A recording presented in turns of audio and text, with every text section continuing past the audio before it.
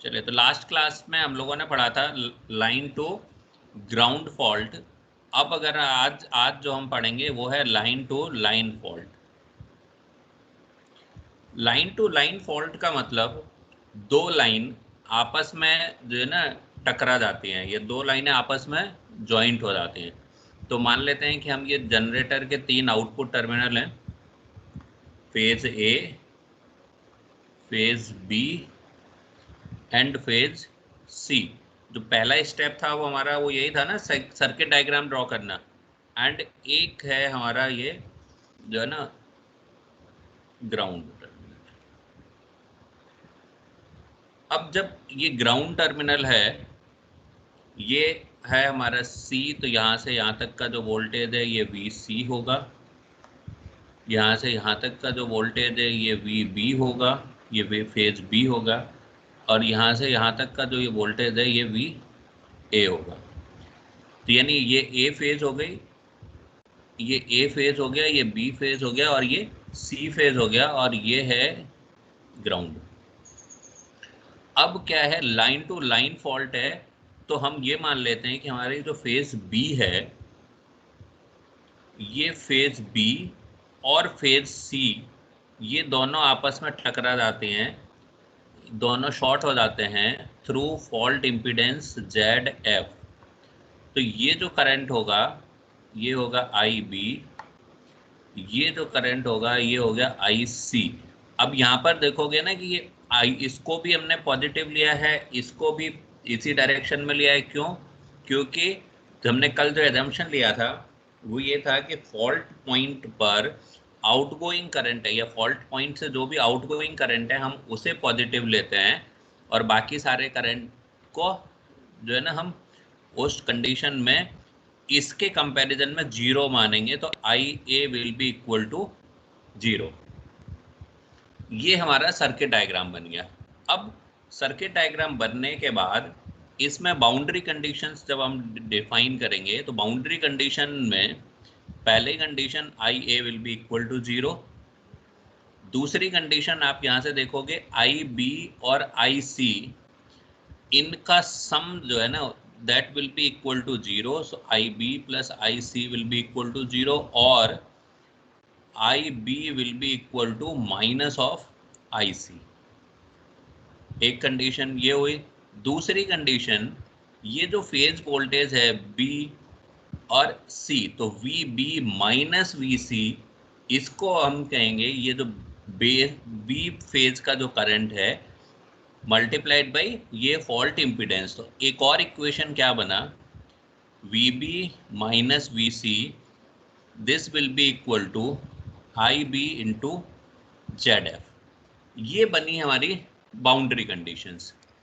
अब boundary conditions के बाद हमें इसमें का नेक्स्ट स्टेप जो होता है वो है हमारा ट्रांसफॉर्मेशन, मींस सीक्वेंस कंपोनेंट्स में ब्रेक करना। तो जब सीक्वेंस कंपोनेंट्स में ब्रेक करेंगे तो सबसे पहला IA naught will be equal to 1/3 IA plus IB plus IC, this will be equal to 0। तो इसमें आप देखोगे कि 1/3 IA तो 0 है, प्लस IB, और ये जो है ना IC, ये दोनों ही एक्चुअली क्या है कि IB और IC दोनों क्या है, बराबर ही है। तो इसमें यहाँ पर मैं क्या लिखूंगा, माइनस ऑफ IB, कि IC is equal to minus of IB। So this will be equal to, actually ये यहाँ जीरो नहीं होगा, ये जीरो मैंने जो जीरो लिख दिया ये जीरो यहाँ ना होके ये एक्चुअली यहाँ पर जब आप फाइनली सॉल्व करोगे तब इसकी वैल्यू आएगी 0। तो IA नॉट आ गया 0। नेक्स्ट जो सॉल्व करना है वो है IA1। IA1 will be equal to 1/3 IA plus alpha IB plus alpha square IC। जब इसमें आप वैल्यू रखते हैं 1/3 IA की वैल्यू तो यहाँ पर हम 0 रखेंगे क्योंकि IA 0 है,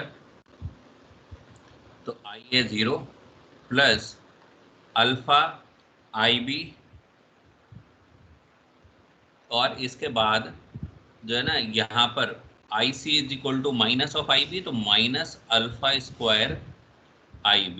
So this will be equal to 1/3 alpha minus alpha square IB. Then IA2, this will be equal to 1/3 IA plus alpha square IB plus alpha IC. इसमें वैल्यू रखेंगे तो 1/3 0 plus alpha square IB minus alpha IB. तो this will be equal to 1/3 alpha square minus alpha IB और minus of 1/3 alpha minus alpha square IB. तो जो ये equation है और ये इक्वेशन है, इन दोनों से हम क्या कंक्लूड कर रहे हैं कि IA1 is equal to minus of IA2. तो यानी यहाँ हम देखें कि जो IA1 और IA2 ये जो है ना एक दूसरे के अपोजिट हैं. इनके जो करंट हैं IA1 वैल्यू वही है, बट इनके जो करंट्स हैं वो क्या क्या है, अपोजिट डायरेक्शन में है, positive and negative sequence current. अब जो है ना इसके बाद जो दूसरा इक्वेशन था हमारा, ये VB माइनस VC, एक कंक्लूजन हमारा ये ड्रॉ हुआ सीक्वेंस नेटवर्क का के लिए. दूसरा मैं यहाँ से VB माइनस VC अगर करता हूँ तो इस इक्वेशन को कंसिडर करते हुए तो VB minus VC will be equal to IB into ZF. तो VB की वैल्यू क्या होगी, इसमें VB की वैल्यू क्या रखेंगे हम, बताइए. VB को सीक्वेंस के टर्म्स में अगर रखना है तो VB की जगह हम लिखेंगे VA0 plus alpha square VA1 plus alpha VA2 minus VA0 plus alpha VA1 plus alpha square VA2 is equal to ZF. तो वही रहेगा. और IB को जब इसके फेज ए के सीक्वेंस कंपोनेंट के टर्म्स में लिखेंगे तो IA0 plus alpha square IA1 plus alpha IA2. जब इसे सॉल्व करेंगे VA0 से VA0 कैंसिल हो गया, और आगे सॉल्व करने के लिए तो ये अल्फा स्क्वायर VA1 है, यहाँ पर माइनस अल्फा VA1 है. सो this will B minus alpha square minus alpha VA1. फिर इसके बाद और आगे हम बढ़े, प्लस ये अल्फा VA2 है और ये माइनस अल्फा स्क्वायर VA2 है. तो minus alpha square VA2 this will be equal to, इसमें देखेंगे कि IA0 की वैल्यू तो 0 है. हम पहले देख चुके हैं कि IA0 तो क्या था, 0. ये IA0 की वैल्यू 0 है और IA1 is equal to minus of IA2 है. तो यही वैल्यू अगर मैं इसमें रखता हूं इस इक्वेशन में तो ZF alpha square minus alpha, क्योंकि मैं IA2 की जगह माइनस ऑफ IA1 लिखूंगा, सो दिस विल बी IA1. और अगर मैं इसको सॉल्व करूं तो ये आ जाएगा VA1 minus VA2 will be equal to IA1 ZF. एक रिलेशन ये वाला भी आएगा कि जो positive sequence voltage and negative sequence voltage इन दोनों का जो डिफरेंस है that will be equal to phase A का जो positive sequence current multiplied by fault impedance. तो एक रिलेशन हमारे पास ये आया, एक रिलेशन ये आया। ये रिलेशन एक्चुअली हम किस लिए डिराइव कर रहे हैं, क्योंकि इनके बेसिस पर हम ये डिसाइड कर पाएंगे कि सीक्वेंस जो नेटवर्क्स हैं उनका इंटरकनेक्शन किस तरीके से होगा। अब बात करते हैं हम जो है ना सीक्वेंस वोल्टेजेस की, positive, negative and zero sequence voltages के लिए। तो zero sequence voltage for phase A means V A naught, this will be equal to minus I A naught Z A naught. ठीक है, then V A one will be equal to, ये हम देख चुके हैं कि केवल पॉजिटिव सीक्वेंस वोल्टेज एग्जिस्ट करता है for balance system, so this will be equal to V F minus I A one Z A one. Then V A two will be equal to, यहाँ पर क्या होगा, minus of I A two Z A two. अब ये जो value है, इन value को, एक ये और एक ये, इन दोनों वैल्यूज को रखते हैं हम इस इक्वेशन में। तो वी ए वन की वैल्यू क्या होगी, we F minus I A one Z A one, और यहाँ पर ये क्या है, माइनस है, तो माइनस और माइनस क्या हो जाएगा, plus I A two Z A two, and this will be equal to I A one and Z F. अब आई ए वन और आई ए टू, ये दोनों क्या है, हम फिर से वही रिलेशन यूज करते हैं कि I A one is equal to minus of I A two. तो मैं यही इक्वेशन यहाँ रखता हूँ, इसको हमने एक्चुअली इसको यहाँ यूज किया इस इक्वेशन को। तो फर्दर सॉल्व करने पर V F minus I A one Z A one minus of I A one Z A two, क्योंकि I A two is equal to minus of I A one, this will be equal to I A one Z F. So V F will be equal to I A one मैंने common ले लिया, Z A one plus Z A two plus Z F. इसको solve करने के बाद तो जो आई A one निकल के आया that will be equal to V F upon Z A one plus Z A two plus Z F.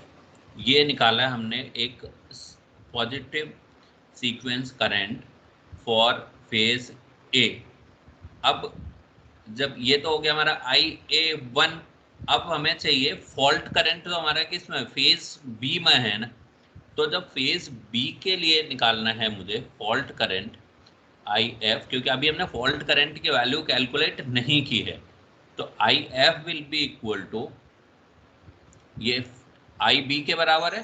अगर हम इस सर्किट को ध्यान से देखते हैं तो जो फॉल्ट करंट है that is equal to I B और is equal to minus of I C. तो इसी इक्वेशन को मैं यहाँ लिखता हूँ दोबारा से, I F is equal to I B, this will be equal to minus of I C. तो I B will be equal to, I B को हम किसके टर्म्स में निकालेंगे, आई ए के टर्म्स में, क्योंकि आई ए के सीक्वेंस कंपोनेंट हमारे पास अवेलेबल हैं। So this will be equal to I A naught plus alpha square I A one plus alpha I A two. I A naught पहले हम कैलकुलेट कर चुके हैं, that is 0 plus alpha square I A one, and इसको मैं लिखूंगा minus of alpha I A one, because I A two is equal to minus of I A one. So this will be equal to alpha square minus alpha I A one. अब I A one की जो value है ये अभी हमने calculate की है कि I A one is V F upon Z A one plus Z A two plus Z F. So I B will be equal to alpha square minus alpha IA1 upon, sorry IA1 नहीं, ये VF होगा। अभी IA1 की value रख रहे हैं ना हम, तो IA1 की वैल्यू यहाँ पर आएगी VF upon ZA1 plus ZA2 plus ZF। तो ये जो IB is equal to IF, यानी हम ये फॉल्ट करंट की वैल्यू निकाल रहे हैं। जब हम अल्फा के रिलेशंस को याद करते हैं तो alpha square minus alpha, this will be equal to minus of J√3। तो इसकी वैल्यू मैं यहाँ रखूँ तो minus of J√3 VF upon ZA1 plus ZA2 plus ZF। तो ये हमने निकाल लिया जो है ना फॉल्ट करंट के वैल्यू, फॉल्ट करंट या फिर करंट थ्रू फेज बी और फेज सी। तो ये हमने सारा कैलकुलेशन करके जो भी इनकी वैल्यू चाहिए थी वो वैल्यू हमने निकाल ली। अब मुझे करना है क्या, इंटरकनेक्शन, क्योंकि जो नेक्स्ट स्टेप था वो था हमारा इंटरकनेक्शन ऑफ सीक्वेंस नेटवर्क। जब इंटरकनेक्शन आपको सीक्वेंस नेटवर्क का करना है तो आपने एक यहाँ पर कौन कौन से दो रिलेशन देखे। एक तो ये वाला रिलेशन देखा कि VA1 minus VA2 this will be equal to IA1 into ZF, पहली चीज। और दूसरा ये रिलेशन देखा कि IA1 is equal to minus of IA2। तो यानी पॉजिटिव सीक्वेंस नेटवर्क माइनस या positive sequence voltage minus negative sequence voltage, ये जो होगा this will be equal to ये positive sequence current multiplied by fault impedance. तो अब मैं जो है ना इनको इस तरीके से पहले लिखता हूं कि ये ऐसे आना चाहिए,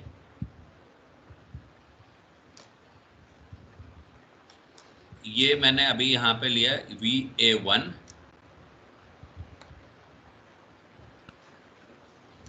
और ये हुआ VA2, यहाँ से करंट जो आएगा दैट विल बी IA1, ये करंट ये इम्पीडेंस होगा ZF और ये जो करंट होगा IA2।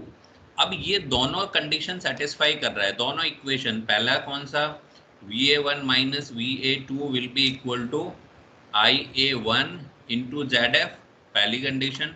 और दूसरी condition IA1 will be equal to minus of IA2। ये दोनों इक्वेशन सेटिस्फाई कर रहा है ये वाला सर्किट।